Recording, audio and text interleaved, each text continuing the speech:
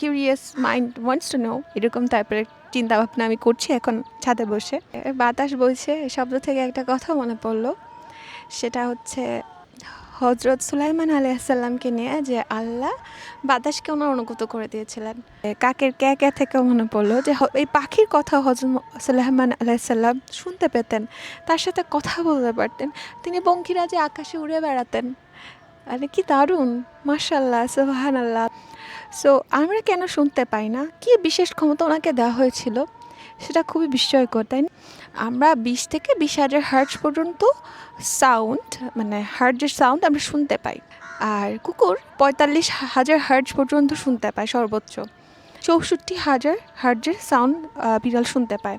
So 20,000 হার্টজের বেশি মানে হচ্ছে বেশি শব্দও শুনতে পারবো না এর থেকে, এবং 20 হার্টজের কম হার্টজের সাউন্ডও আমরা শুনতে পাবো না। এভাবে আমাদেরকে সীমাবদ্ধ করে দিয়েছেন।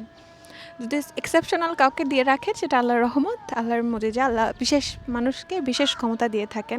আর 20,000 হার্টজের বেশি সাউন্ড কীরকম সাউন্ড হতে পারে? লাইক ভূমিকম্প হলে অনেক ক্ষেত্রে 20 হার্টজের কমও সাউন্ড হতে পারে, যেহেতু ভূমির প্লেট নড়ছে, বিরাট বিকট শব্দ হওয়ার কথা। বজ্রপাতে বিকট শব্দ হওয়ার কথা। আগ্নেয়গিরির অগ্নুৎপাত, এগুলোতে বিকট শব্দ হয়, সেগুলো আমরা শুনতে পাই না, আমরা কেবল দেখতে পাই। সো এই শব্দগুলো হচ্ছে 20,000 হার্টজের বেশি হয়ে থাকে। তাহলে চিন্তা করেন কত ধরনের শব্দ পৃথিবী বা পৃথিবীর বাইরে হচ্ছে, বাট আমরা শুনতেই পাই না। আর তাও আবার আমরা ইনসাইড দ্য আর্থ আমরা শুনতে পাই শব্দ, কারণ এখানে বাতাস বয়।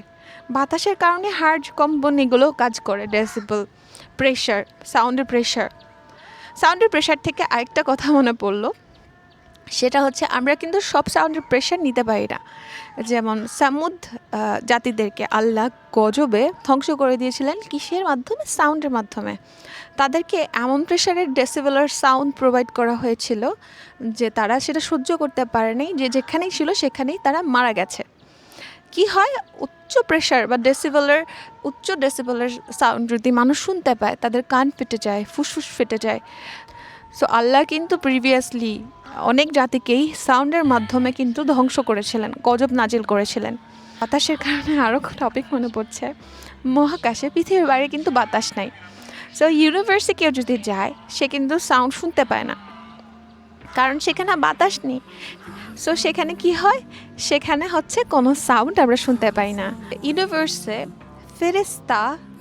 সকল ফেরেশতারা সকল সৃষ্টি আল্লাহর জিকির করে, আল্লাহর প্রশংসা করে, মানে সর্বসময় করছেন, তারা জিকির করে যাচ্ছেন, কিন্তু আমরা কিন্তু শুনতে পাই না।